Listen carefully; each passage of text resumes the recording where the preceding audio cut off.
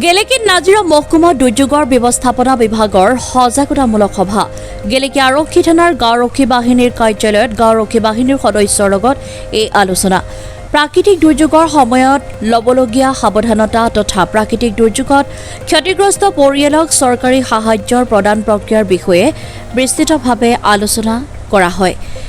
আজিৰ এই সভাত উপস্থিত আছিল মহকুমা দুৰ্যোগ ব্যৱস্থাপনাৰ ক্ষেত্ৰ বিষয়া গোপাল বৰগোহাঁই, গাঁওৰক্ষী বাহিনীৰ চক্ৰ সংগঠক হেমন্ত বাইলুং, গেলেকী আৰক্ষী থানাৰ উপ পৰিদৰ্শক ৰাজেশ শৰ্মাকে ধৰি বিভিন্ন গাঁওৰক্ষী বাহিনীৰ সভাপতি সম্পাদকসকল। হয়, মই গোপাল বৰগোহাঁই ক্ষেত্ৰৰ বিষয়া নাজিৰা ৰাজহ চক্ৰৰ অন্তৰ্গত মই কৰ্মৰত হৈ আছোঁ। গতিকে আজি আমি গেলেকী থানাৰ আণ্ডাৰত এখন সজাগতামূলকভাৱে প্ৰাকৃতিক দুৰ্যোগৰ ওপৰত আমি এখন সভা অনুষ্ঠিত কৰা হৈছিলে।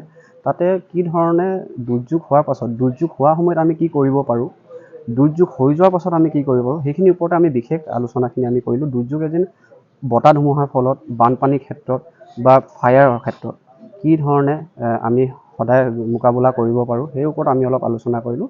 আৰু যি দুৰ্যোগ হৈ যোৱাৰ পাছত পষ্ট এছেছমেণ্টত আমি কেনেকৈ সেই বেনিফিচিয়াৰীজনক SDRF নৰ্মছৰ আণ্ডাৰত কেনেকৈ আমি তেখেতক স্কিমবিলাক আগবঢ়াই দিব পাৰোঁ তাৰে ওপৰত আমি সকলো VDPৰ লগতে আমি এইখিনি আলোচনা কৰিলোঁ।